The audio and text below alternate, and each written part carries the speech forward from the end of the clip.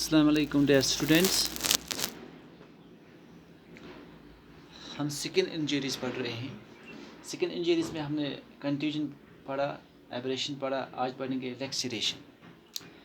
Abrasion या contusion जब skin discolour होती है यथ वन फटरत गसन उसे कंट्यूजन कहते हैं।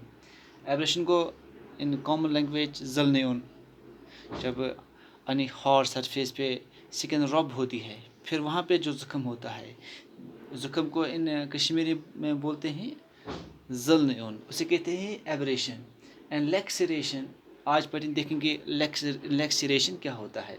लैक्सेरेशन में दो इंजरीज होती है, एक होता है laceration and second one is incision. ये दोनों वाउंड्स है, दोनों ज़ख्म है। दैट मीन्स इसमें स्किन भी कट होती है एंड मसल भी कट होती है। आप देखेंगे लैक्सेरेशन एंड इंसिजन में क्या फ़र्क है। Laceration is a type of wound, ये भी वाउंड है, वाउंड मीन्स ज़ख्म, और ये भी वाउंड है।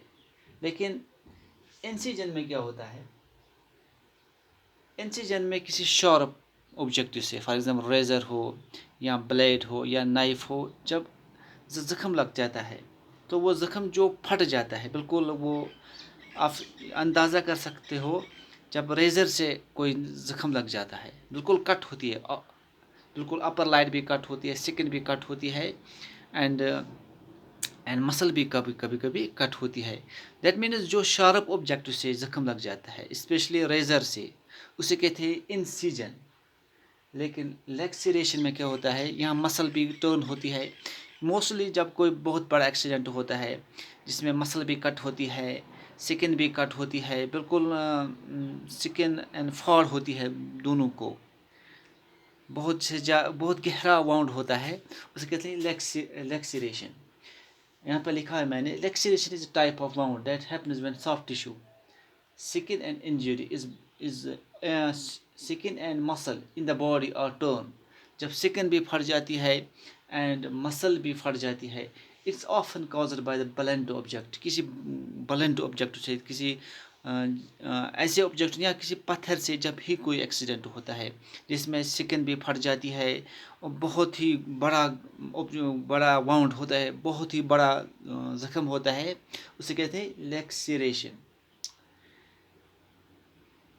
एंड इट्स डीप, वो बहुत गहरा भी होता है ज़ख्म। इट रिजल्ट्स, कभी कभी इतना गहरा होता है कि outlet of the internal organs, अंदर के जो ऑर्गन्स होते हैं, कभी बोन भी दिखती है बाहर से, कभी और कोई ऑर्गन भी, अंदर की जो बॉडी के ऑर्गन्स है वो भी दिखते हैं इस इंजरी में, क्योंकि जब गहरा हो। उसके बाद है incision. Incision is a type of wound, दोनों वाउंड है, ये भी वाउंड है और वो भी वाउंड है, which is caused by sharp edged objective such as knife, razor, जो that is happened, that is caused, या जो होता है किसी तेज एजेड ऑब्जेक्ट से, फॉर एग्जाम्पल लिखा है such as knife, razor.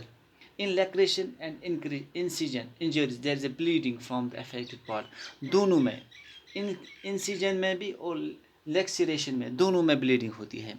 अगर आप देखोगे कंट्यूजन में बिल्कुल ब्लीडिंग नहीं होती है, कंट्यूजन में इसमें बिल्कुल ब्लीडिंग नहीं होती है, मगर स्किन डिस्कलर होता है, इसमें थोड़ा ब्लीडिंग होती है एब्रेशन में, लेकिन यहाँ पे बहुत ज़्यादा ब्लीडिंग होती है इंसिजन में एंड लैक्रेशन में। नाउ हम देखेंगे फर्स्ट एड क्या देंगे।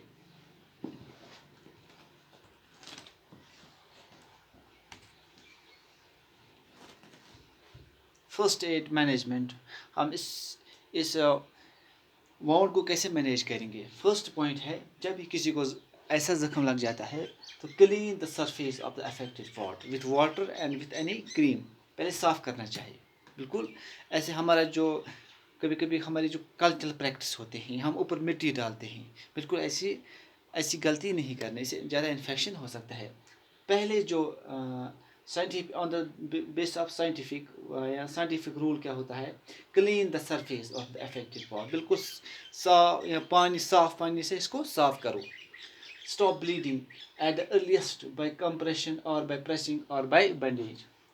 स्टॉप ब्लीडिंग, क्योंकि इनमें दोनों में ब्लीडिंग होती है, कोशिश करनी चाहिए कि कंप्रेस मीन्स दबाना, प्रेस करना, ताकि ब्लीडिंग बंद हो जाए।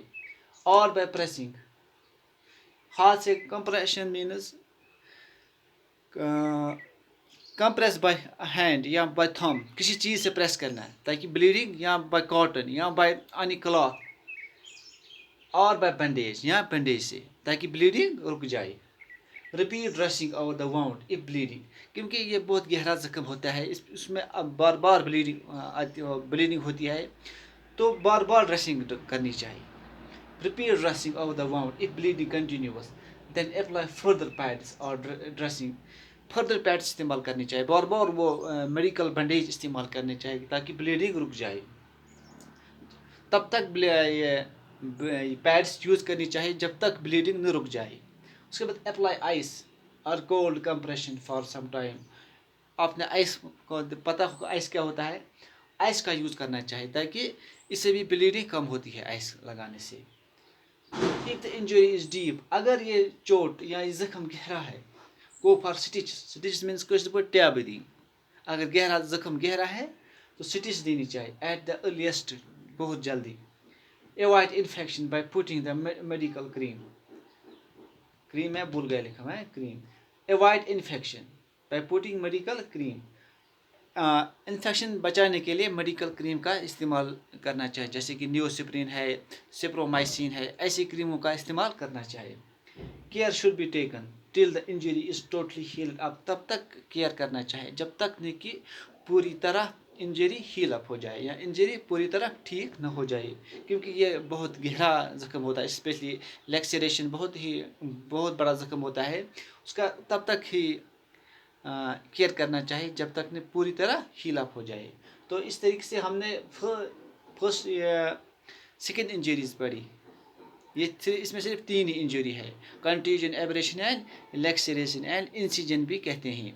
सो हम कल से देखेंगे मसल इंजरी क्या होता है, मसल इंजरीज क्या होती है।